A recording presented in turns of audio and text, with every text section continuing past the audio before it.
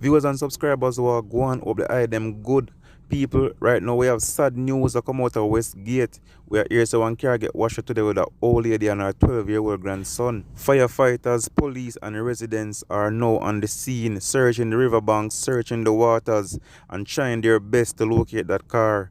And people right now, everybody is fearing the worst. Fearing the worst because we know how river and vehicle thing go. And plus based on the lady's age, because she's about 58, we don't think she can swim her way out of this one. And the same thing goes for the child. So right now we have to hope and pray for the best. Hopes the Father God can guide them through this ordeal and they will pull out alive. Hope God can pull off a miracle for them people here.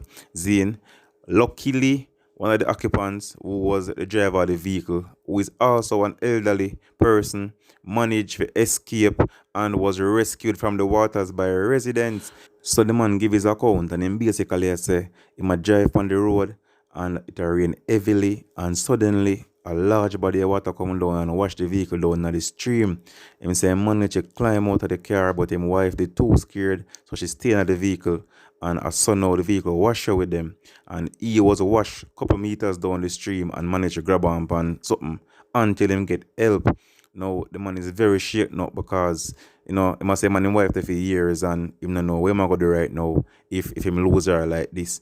Think he can live with himself. You get me as a people. So right now I must say it's very sad and we have to just hope and pray for the best because that's all we can do right now. Once again, me ask the motorists them to drive carefully and do not take anything for granted.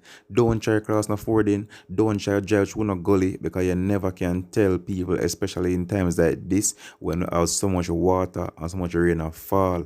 People, make sure you subscribe to my channel and turn the post notification on. Make sure you like and share the video. All good.